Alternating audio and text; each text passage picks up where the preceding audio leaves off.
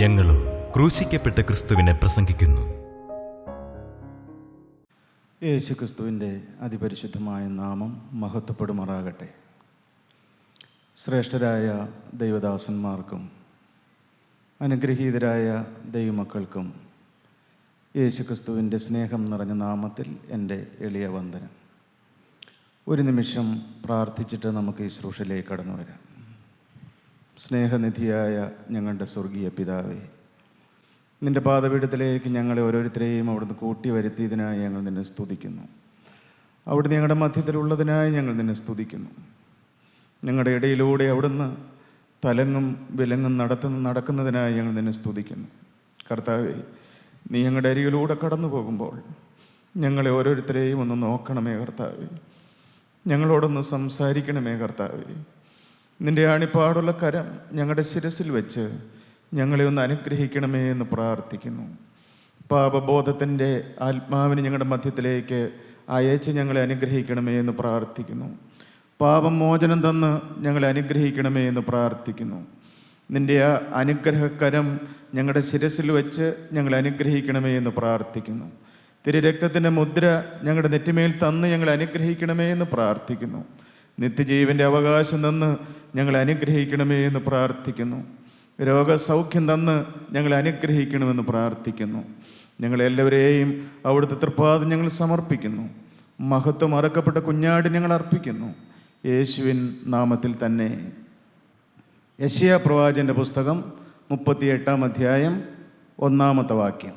ആ കാലത്ത് ഹിസ്കിയാവിനെ മരിക്കത്തക്ക രോഗം പിടിച്ചു. ആമോസിന്റെ മകനായ യെശയ്യാ പ്രവാചകൻ അവൻ്റെ അടുക്കൽ വന്ന് അവനോട്, നിന്റെ ഗ്രഹകാര്യം ക്രമത്തിലാക്കുക, നീ മരിച്ചുപോകും, സൗഖ്യമാകയില്ല എന്ന് യഹോവ അരുളിച്ചെയ്യുന്നു എന്ന് പറഞ്ഞു. നിന്റെ ഗ്രഹകാര്യം ക്രമത്തിലാക്കുക, നീ മരിച്ചുപോകും, സൗഖ്യമാകുകയുമില്ല. അതിന് ഇംഗ്ലീഷ് പരിഭാഷ ഇപ്രകാരമാണ്: set your affairs in order and prepare to die. നിന്റെ ഗ്രഹകാര്യം ക്രമത്തിലാക്കുക, നീ മരിച്ചുപോകും, സൗഖ്യമാകുകയുമില്ല. ജീവനുള്ള ദൈവം പ്രവാചകനായ യെശയ്യാവിൽ കൂടി രാജാവായിരുന്ന ഹിസ്കിയാവിന് കൊടുക്കുന്ന ഒരു വാണിംഗ് ആണ്, ഒരു മുന്നറിയിപ്പാണ് അത്. ദൈവം കാലാകാലങ്ങളിൽ മനുഷ്യനോടും കുടുംബങ്ങളോടും ദേശങ്ങളോടും ദൈവം മുന്നറിയിപ്പുകൾ കൊടുക്കാറുണ്ട്, വാണിങ്സ് കൊടുക്കാറുണ്ട്. അത് ദൈവം നമ്മെ നശിപ്പിക്കാൻ വേണ്ടിയിട്ടല്ല വാണിംഗ് തരുന്നത്, മുന്നറിയിപ്പ് തരുന്നത്. പിന്നെയോ നമ്മളോടുള്ള സ്നേഹമാണ്. ദൈവം നോഹയുടെ കാലത്ത് അന്നത്തെ ജനത്തിനൊരു വാണിംഗ് കൊടുത്തു, ഒരു മുന്നറിയിപ്പ് കൊടുത്തു. ഇതാ വലിയൊരു നാശം വരാൻ പോകുന്നു, വലിയൊരു ന്യായവിധി വരാൻ പോകുന്നു, വലിയൊരു ജലപ്രളയം വരാൻ പോകുന്നു, വലിയൊരു ശിക്ഷാവിധി വരാൻ പോകുന്നു. നിങ്ങൾ ആ ശിക്ഷാവിധിയിൽ നിന്ന് രക്ഷപ്പെടാൻ വേണ്ടി മറ്റൊന്നും ചെയ്യേണ്ട, ഞാൻ നിങ്ങൾക്ക് വേണ്ടി എല്ലാം ഒരുക്കിയിട്ടുണ്ട്. ഒരു തുറന്നിരിക്കുന്നതായ പെട്ടകമുണ്ട്, ആ പെട്ടകത്തിൽ നിങ്ങൾ കയറിയാൽ മതി. ദൈവം അന്നത്തെ ജനത്തിന് നോഹയിൽ കൂടി മുന്നറിയിപ്പ് കൊടുത്തു. പ്രിയപ്പെട്ടവരെ, അന്ന് അല്പജനം എന്ന് വെച്ചാൽ 8 പേർ മാത്രമേ ആ പെട്ടകത്തിൽ കടന്നുള്ളൂ, നോഹയും നോഹയുടെ കുടുംബവും മാത്രം. ജീവനുള്ള ദൈവം ദൈവവചനത്തിൽ കൂടി കാലാകാലങ്ങളിൽ നമുക്ക് മുന്നറിയിപ്പുകൾ തരുന്നുണ്ട്. നമുക്കറിയാം, 2020 COVID-19 എന്ന് പറയുന്ന ഒരു പാൻഡമിക്, ഒരു പകർച്ചവ്യാധി ലോകമെമ്പാടും ലോകത്തെ വിറപ്പിച്ചുകൊണ്ട് ഇവിടെ വന്നത് നമുക്ക് ഓർമ്മയുണ്ട്. അന്ന് ദൈവം ഒരു മുന്നറിയിപ്പ് തരികയായിരുന്നു. എന്താണ് ദൈവം തന്ന മുന്നറിയിപ്പ്? മനുഷ്യ, നീ ഒന്നുമല്ല. മനുഷ്യ, നീ ആരുമല്ല. നിന്റെ ശക്തിയോ നിന്റെ ബുദ്ധിയോ നിന്റെ കഴിവോ ഒന്നുമല്ല എന്ന് ദൈവം ഒരു മുന്നറിയിപ്പ് തരികയായിരുന്നു. പ്രിയപ്പെട്ടവരെ, ആ സമയത്ത് ആർക്കെങ്കിലും എന്തെങ്കിലും ചെയ്യാൻ കഴിഞ്ഞോ? ലോകവും ലോകരാഷ്ട്രങ്ങളും രാഷ്ട്ര നേതാക്കളും എല്ലാം വിറച്ചുപോയൊരു സമയമായിരുന്നു അത്. ദൈവം മുന്നറിയിപ്പ് തരികയായിരുന്നു. പ്രിയപ്പെട്ടവരെ, മുന്നറിയിപ്പിന് നാം വില കൊടുത്തില്ല എങ്കിൽ നാം വലിയ വില പിന്നീട് നാം കൊടുക്കേണ്ടി വരും. മുന്നറിയിപ്പിന് നാം വില കൊടുത്തില്ല എങ്കിൽ വലിയ വില നാം കൊടുക്കേണ്ടി വരും. മുന്നറിയിപ്പിനെ നാം അവഗണിച്ചാൽ വലിയ അപകടം നമ്മുടെ മുമ്പിലുണ്ട്. ഇന്ന് രാത്രി ജീവനുള്ള ദൈവം നമുക്കും ചില മുന്നറിയിപ്പുകൾ തരികയാണ്. എന്താണ് മുന്നറിയിപ്പ്? നിൻ്റെ ഗ്രഹകാര്യം ക്രമത്തിലാക്കുക. മരിക്കാൻ വേണ്ടി നീ ഒരുങ്ങുക. പ്രിയപ്പെട്ടവർ, ഇന്നും അനേകർ ഈ ലോകത്തിൻ്റെ സന്തോഷത്തിൽ, ഈ ലോകത്തിൻ്റെ സുഖത്തിൽ, ഈ ലോകത്തിൻ്റെ സമ്പത്തിൽ, ഈ ലോകത്തിൻ്റെ താടി മോടി പ്രതാപങ്ങളിൽ സന്തോഷിച്ചിങ്ങനെ ഉല്ലസിച്ച് മുൻപോട്ട് പോവുകയാണ്. സുഖിക്കുക, ആനന്ദിക്കുക, സന്തോഷിക്കുക, നാളെ ചാകുമല്ലോ എന്നാണ് അനേകരുടെ ജീവിത പ്രമാണം. എന്നാൽ ജീവനുള്ള ദൈവം നമുക്ക് മുന്നറിയിപ്പ് തരികയാണ്. നിന്റെ ഗ്രഹകാര്യം നീ ക്രമത്തിലാക്കുക, നീ മരിച്ചു പോകും. ഒരു മരണമുണ്ട്. മരണം ഒരു യാഥാർത്ഥ്യമാണല്ലോ, ഞാനതിനെക്കുറിച്ച് പറയേണ്ട ആവശ്യമില്ല. മരണം ഒരു യാഥാർത്ഥ്യമാണ്. മരണത്തിന് ശേഷം ഒരു നിത്യതയുണ്ട്, ആ നിത്യതയും യാഥാർത്ഥ്യമാണ്. ഇറ്റേണിറ്റി ഈസ് എ റിയാലിറ്റി എന്ന് നാം കേട്ടിട്ടുണ്ട്. നിത്യതയും ഒരു യാഥാർത്ഥ്യമാണ്. നിത്യത ഒന്നുകിൽ സ്വർഗം അല്ലെങ്കിൽ നരകം. ഇതെല്ലാം നമ്മൾ ദൈനംദിനം കേൾക്കുകയും അറിയുകയും നമുക്കറിയാവുന്നതുമായ കാര്യങ്ങളാണ്. എന്നാൽ പ്രിയപ്പെട്ടവരെ, ഈ മരണത്തെക്കുറിച്ചും നിത്യതയെക്കുറിച്ചും എൻ്റെ ആത്മാവ് നിത്യതയിൽ എവിടെ ആയിരിക്കുമെന്നതിനെക്കുറിച്ചും നമുക്ക് വ്യക്തമായൊരു ധാരണയും നിർണയവും നമുക്കുണ്ടോ? മരണം ഏത് സമയത്തും, ഏത് പ്രായത്തിലും, ഏത് സാഹചര്യത്തിലും നമ്മൾ വന്ന് പിടികൂടാം. ഒരുപക്ഷെ ഇന്ന് നാം ഈ വചനം കേട്ടുകൊണ്ടിരിക്കുമ്പോൾ പ്രത്യേകിച്ച് രോഗമോ രോഗലക്ഷണങ്ങളോ നമ്മുടെ ശരീരത്തിൽ ഉണ്ടായിരിക്കുകയില്ല. എന്നാൽ ഏത് സമയത്തും നാം ഓരോരുത്തരും ഈ ഭൂമിയിൽ നിന്ന് മാറ്റപ്പെടാം. മരണത്തിന് ഒരു വ്യത്യാസവുമില്ല. ഏത് സമയവും ഈ മരണം നമ്മെ കടന്നു പിടിക്കാം. ഞാൻ മരണത്തെക്കുറിച്ച് പറഞ്ഞ് നിങ്ങളെ ഭയപ്പെടുത്താൻ വേണ്ടിയിട്ടല്ല, പക്ഷേ മരണമൊരു യാഥാർത്ഥ്യമാണ്. ആ മരണത്തെ നാം ഏതോ ഒരു നിമിഷം നാം നേരിടേണ്ടി വരും. എൻ്റെ ആയുസ്സിൽ ഞാൻ അവസാനമായി ദൈവത്തിൻ്റെ വചനം പറയുന്ന ഒരു സന്ദർഭമാണോ ഇത്? നാം ഇത്രയും ആളുകൾ, ദൈവമക്കൾ ഇവിടെ ഇരുന്ന് വചനം കേൾക്കുന്നു. ഇത് നമ്മുടെ ജീവിതത്തിൽ അവസാനമായി നാം കേൾക്കുന്ന വചന ശുശ്രൂഷയാണോ? പ്രിയപ്പെട്ടവരെ, നമ്മുടെ എല്ലാം ജീവിതം ഈ ലോകമായ സാഗരത്തിൽ കൂടി യാത്ര ചെയ്യുന്ന ഒരു ബോട്ടിന് സമമാണ്. ഈ ലോകമാകുന്ന സാഗരം, ഈ സമുദ്രത്തിൽ കൂടി നമ്മുടെ ജീവിതമാകുന്ന ബോട്ട്, ഈ ജീവിതമാകുന്ന യാനം ഇങ്ങനെ മുമ്പോട്ട് പോവുകയാണ്. കടലിൽ ഓളങ്ങളുണ്ട്, തിരമാലകളുണ്ട്, കൊടുങ്കാറ്റുകളുണ്ട്, ചുഴലിക്കാറ്റുകളുണ്ട്, കടൽക്ഷോഭങ്ങളുണ്ട്. ഇതിലെല്ലാം ആടിയും ഉലഞ്ഞും തട്ടിയും മുട്ടിയും വീണും എഴുന്നേറ്റും ചെരിഞ്ഞും ചാഞ്ഞുമെല്ലാം ഈ ജീവിത പടക് മുമ്പോട്ട് യാത്ര ചെയ്യുകയാണ്. അല്ലേ പ്രിയപ്പെട്ടവരെ? നമ്മൾ ഓരോരുത്തരും ഏതെല്ലാം തരത്തിലുള്ളതായ കൊടുങ്കാറ്റുകളുടെ മധ്യത്തിൽ കൂടിയാണ് നാം യാത്ര ചെയ്യുന്നത്. ഓരോ ദിവസവും വേദനിപ്പിക്കുന്ന അനേക അനുഭവങ്ങൾ, കണ്ണുനീരിൻ്റെ അനേക അനുഭവങ്ങൾ. ഒരുപക്ഷെ മാരകമായ രോഗമായിരിക്കാം കൊടുങ്കാറ്റായിട്ട് നമ്മുടെ ജീവിതത്തിലേക്ക് വന്ന് ആഞ്ഞടിക്കുന്നത്. നനച്ചിരിയാത്ത സമയത്ത് ഒരു അത്യാപത്തായിരിക്കാം, ഒരു അപകടമായിരിക്കാം, ഒരു അത്യാഹിതമായിരിക്കാം, ഒരു വേർപാടായിരിക്കാം. നനച്ചിരിയാതെ നമ്മുടെ കുടുംബത്തിലേക്ക് ആഞ്ഞു വീശുന്നതായ ചില ചുഴലിക്കാറ്റുകൾ, ചില കടബാധ്യതകൾ, ചില വേർപാടുകൾ, ഇതെല്ലാം വേദനിപ്പിച്ചുകൊണ്ട് നമ്മുടെ ജീവിത യാത്ര എങ്ങനെ മുമ്പോട്ട് പോവുകയാണ്. ഏതോ ഒരു ദിവസം നമ്മുടെ ഈ ജീവിത തോണി മരണയോർദാൻ്റെ തീരത്തെത്തും. മരണയോർദാൻ്റെ തീരത്ത് എന്നോ ഒരു ദിവസം എന്നാണ് നമുക്ക് നിശ്ചയമില്ല. പ്രിയപ്പെട്ടവരെ, അന്ന് ഈ മരണയോർദാൻ നാം ഒറ്റയ്ക്ക് നീന്തണം. വേറെ ആരും നമ്മുടെ കൂടെ ഉണ്ടാവില്ല. ഇന്ന് നമ്മെ സ്നേഹിക്കുന്ന ഭാര്യ, ഇന്ന് നമ്മെ സ്നേഹിക്കുന്ന ഭർത്താവ്, ഇന്ന് നമ്മെ കരുതുന്ന മാതാപിതാക്കൾ, നാം ഓമനിച്ച് വളർത്തുന്നതായ മക്കൾ, കൂട്ടായ്മയിൽ ആത്മീയ സഹോദരങ്ങൾ, ഇവരാരും നമ്മെ സഹായിക്കില്ല. ഈ മരണയോർദാൻ നമ്മൾ ഏകരായി നീന്തണം. അന്ന് മറ്റാർക്കും നമ്മെ സഹായിക്കാൻ കഴിയില്ല. പ്രിയപ്പെട്ടവരെ, ആ മരണയോർദാൻ്റെ തീരം നാം എത്തുമ്പോൾ നമ്മുടെ അവസ്ഥ എന്തായിരിക്കും? നാം ഭയത്തോടെയാണോ ഈ മരണയോർദാൻ നീന്താൻ പോകുന്നത്? വെപ്രാളത്തോടെയാണോ മരണയോർദാൻ നീന്താൻ പോകുന്നത്? ആശങ്കകളോടെയാണോ നാം ഈ മരണയോർദാൻ നീന്താൻ പോകുന്നത്? പ്രിയപ്പെട്ടവരെ, നമ്മുടെ ഗ്രഹകാര്യം നാം ക്രമത്തിലാക്കുക. നിങ്ങൾ വായിച്ചിട്ടുണ്ടാവും, നിങ്ങൾ കേട്ടിട്ടുണ്ടാവും, വോൾട്ടയർ എന്ന് പറയുന്ന ലോകപ്രശസ്തനായ ഒരു ചിന്തകനുണ്ടായിരുന്നു. വോൾട്ടയർ. നിർഭാഗ്യവശാൽ അദ്ദേഹം ഒരു നിരീശ്വരനായിരുന്നു. ദൈവമില്ല എന്ന് ചിന്തിക്കുകയും ദൈവം ഒരു മിഥ്യയാണ് എന്നും അത് വെറും സാങ്കല്പിക കഥയാണ് എന്നും ചിന്തിക്കുകയും വിശ്വസിക്കുകയും പറയുകയും പഠിപ്പിക്കുകയും പ്രസംഗിക്കുകയും ചെയ്തിരുന്ന ഒരു നിരീശ്വരവാദിയായിരുന്നു വോൾട്ടയർ. ഞാൻ ഈ സംഭവം വായിച്ചത് എത്രയും ബഹുമാനപ്പെട്ട യോഹന്നാൻ സർ എഴുതിയ മരണമേ നിൻ്റെ ജയമെവിടെ എന്ന് പറയുന്ന ഒരു പുസ്തകമുണ്ട്. അത് കഴിയുമെങ്കിൽ നിങ്ങളൊന്ന് വായിക്കുന്നത് നല്ലതാണ്. മരണമേ നിൻ്റെ ജയമെവിടെ. അദ്ദേഹത്തിൻ്റെ മരണത്തോട് അടുത്ത് വരികയാണ്, രോഗക്കിടക്കയിലായിരിക്കുകയാണ്. അദ്ദേഹം വേദനയോടും നിരാശയോടും പറയുകയാണ്, ഐ ആം ലോസ്റ്റ്, ഞാൻ നഷ്ടപ്പെട്ടു പോയി. നിരാശയുടെ വാക്കുകളായിരുന്നു അത്. ഞാൻ നഷ്ടപ്പെട്ടു പോയി. എന്നിട്ട് അദ്ദേഹത്തെ ചികിത്സിച്ചതായ ഡോക്ടറോട് അദ്ദേഹം ചോദിച്ചു, സാറേ എനിക്കൊരു 6 മാസം ആയുസ് നീട്ടിക്കിട്ടുമോ? ഡോക്ടർ പറഞ്ഞു, ക്ഷമിക്കണം, താങ്കൾക്ക് വൈദ്യശാസ്ത്രപ്രകാരം 6 മാസം പോയിട്ട് 6 ആഴ്ച പോലും താങ്കൾക്ക് ആയുസ് കാണുന്നില്ല. എന്നിട്ടാണ് ഡോക്ടർ ചോദിച്ചു, എന്തിനാണ് നിങ്ങൾക്ക് 6 മാസം ആയുസ്? സാറേ എൻ്റെ ജീവിതം നഷ്ടപ്പെട്ടു പോയി, എൻ്റെ കാലങ്ങൾ നഷ്ടപ്പെട്ടു പോയി, എൻ്റെ ആയുസ് നഷ്ടപ്പെട്ടു പോയി. യേശുക്രിസ്തു ജീവിക്കുന്നു എന്ന് എനിക്കൊരു 6 മാസം ഒന്ന് വിളിച്ചു പറയണമെന്ന് ആഗ്രഹമുണ്ട്.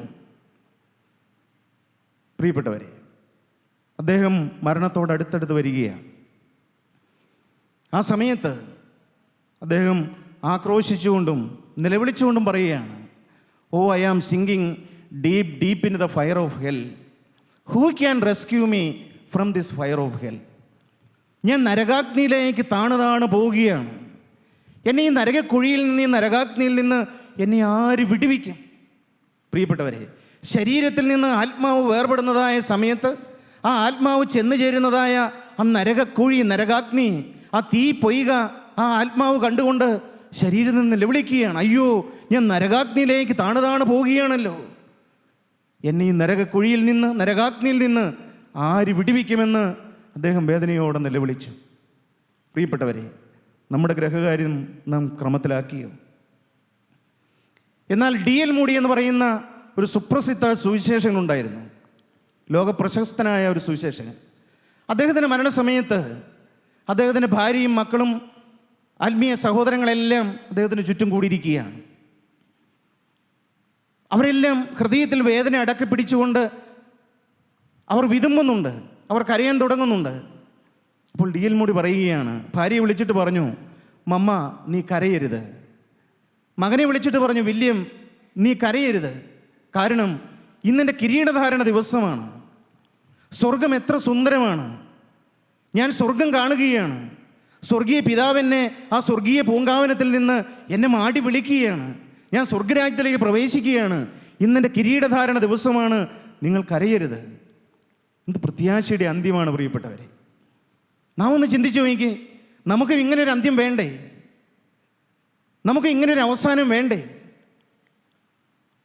ആ മരണയോർദാൻ്റെ തീരം നാം നീന്തുമ്പോൾ ഈ സ്വർഗീയ പ്രതീക്ഷ കണ്ടുകൊണ്ട്, ആ സ്വർഗീയ ഉദ്യാനം കണ്ടുകൊണ്ട് നമുക്ക് ഈ ഭൂമിയിൽ നിന്ന് മാറ്റപ്പെടാൻ കഴിയണ്ടേ?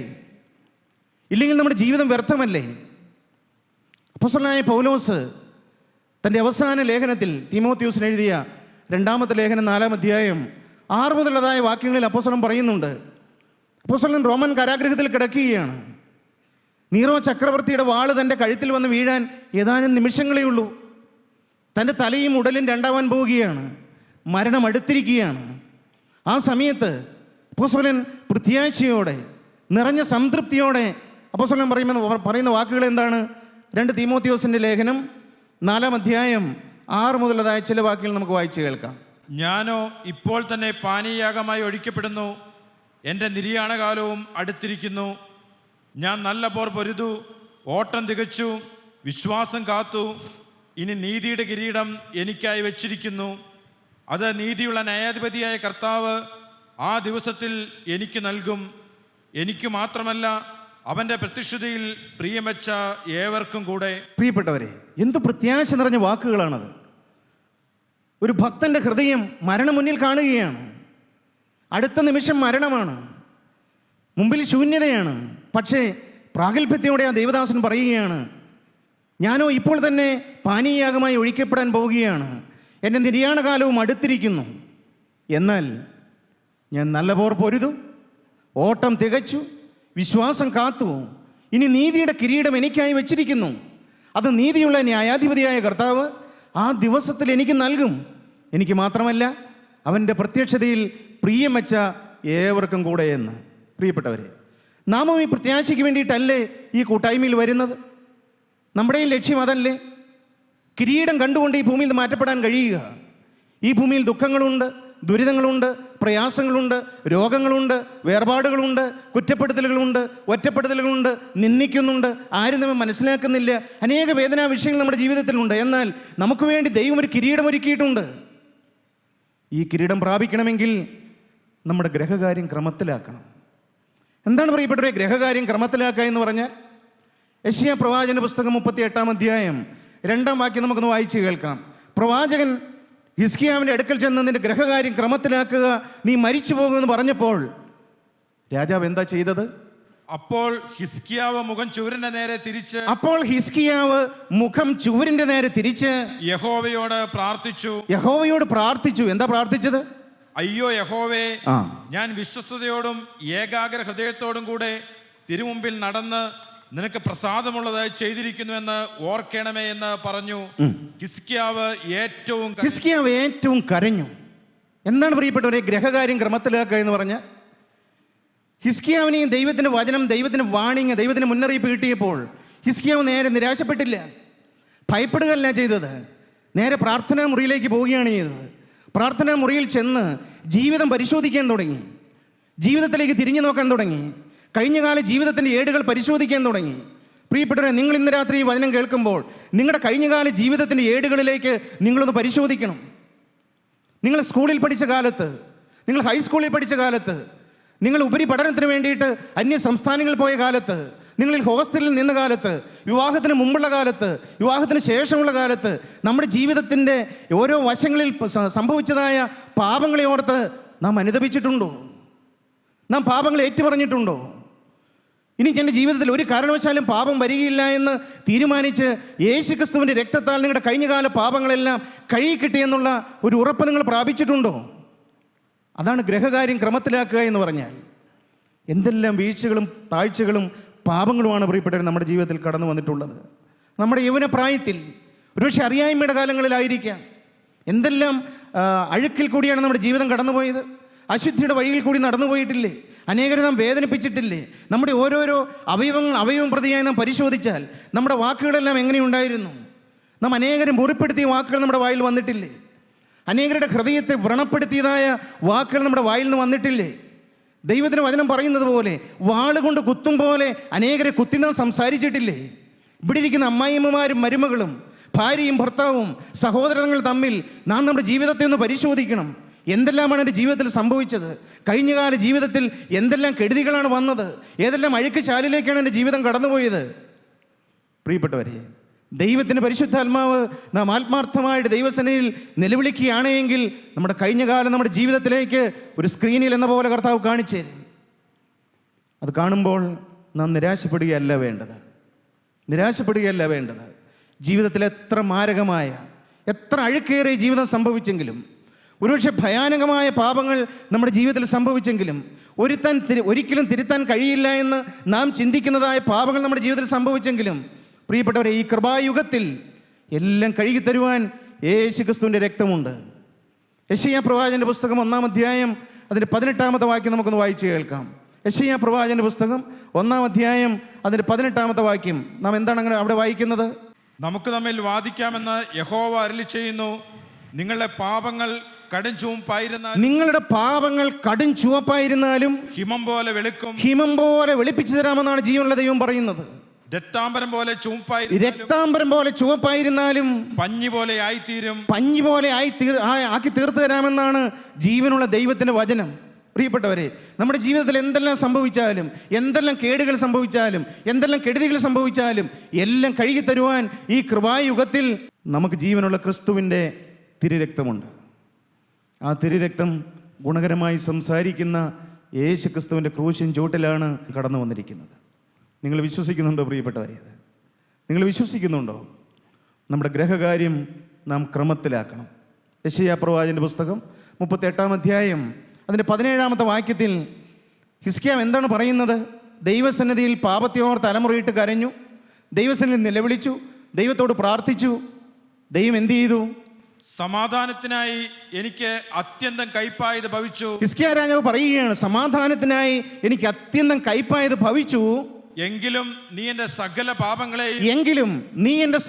പാപങ്ങളെയും നിന്റെ പിറകിൽ എറിഞ്ഞു കളഞ്ഞതുകൊണ്ട് എൻ്റെ പ്രാണനെ നാശക്കുഴിയിൽ നിന്ന് സ്നേഹത്തോടെ രക്ഷിച്ചു. എൻ്റെ പ്രാണനെ നീ നാശക്കുഴിയിൽ നിന്ന് സ്നേഹത്തോടെ രക്ഷിച്ചിരിക്കുന്നു. ഇതാണ് ഗ്രഹകാര്യം ക്രമത്തിലാക്കുക എന്ന് പറഞ്ഞാൽ.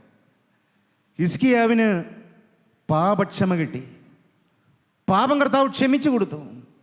പാപം ഏറ്റുപറഞ്ഞ് ഉപേക്ഷിച്ചപ്പോൾ, പാപത്തെ ഓർത്ത് കരഞ്ഞപ്പോൾ ഹിസ്കിയാവിന് കർത്താവ് പാപം ക്ഷമിച്ചു കൊടുത്തു.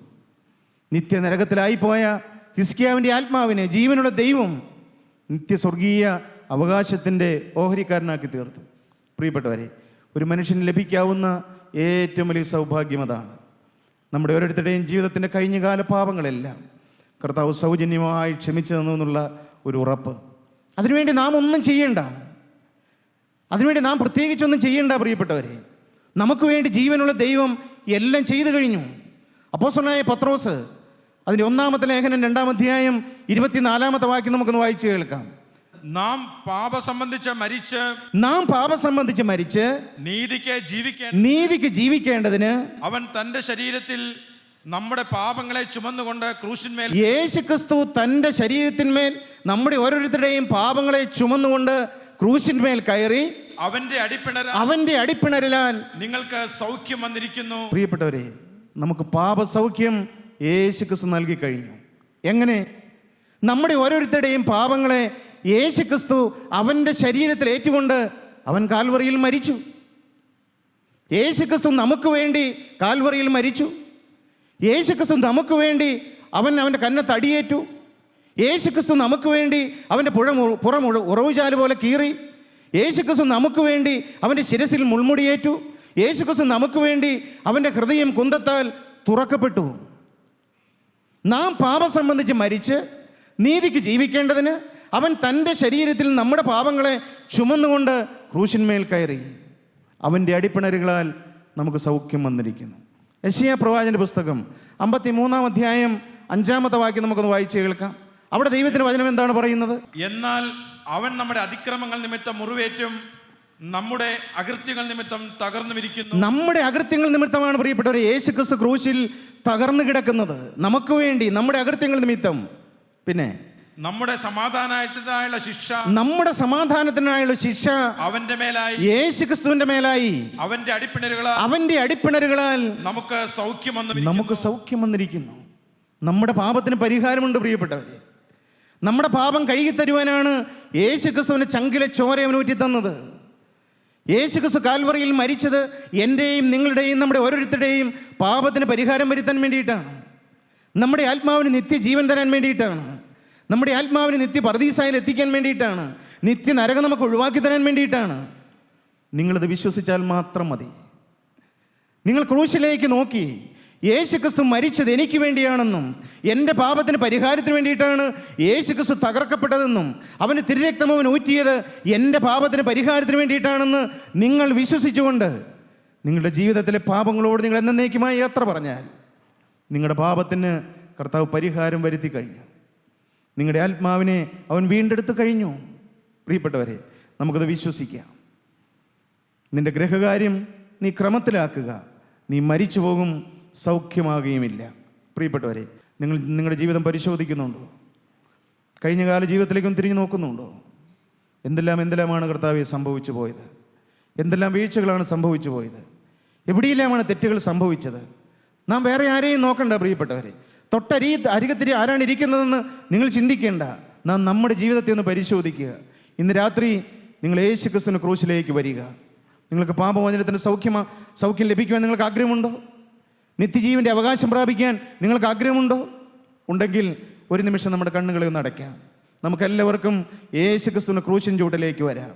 ആ ക്രൂശിലേക്ക് നമുക്ക് ഒരു നിമിഷം നോക്കാം. ബാക്കിയെല്ലാം നമുക്ക് മറക്കാൻ പ്രിയപ്പെട്ടവരെ. ആ ക്രൂശിൽ കൂടി ഒഴുകി വരുന്ന യേശുക്രിസ്തുവിൻ്റെ പഞ്ചമുറിവുകളിൽ കൂടി ഒഴുകി വരുന്ന ആ തിരുരക്തത്തിൽ നമുക്കിപ്പോൾ ആശ്രയിക്കാം. ആ തിരുരക്തത്തിൽ നമുക്ക് വിശ്വസിക്കാം. എനിക്ക് വേണ്ടിയാണ് യേശു ക്രൂശിൽ മരിച്ചതെന്ന് നിങ്ങളുടെ ഹൃദയത്തിൽ നിങ്ങൾക്ക് ഏറ്റുപറയാം. പ്രിയപ്പെട്ടവരെ, യേശുക്രിസ്തു നിങ്ങളുടെ അരികത്തോടെ നടക്കുകയാണ്. നിങ്ങൾ ആരെല്ലാം വിശ്വസിക്കുന്നുണ്ട്?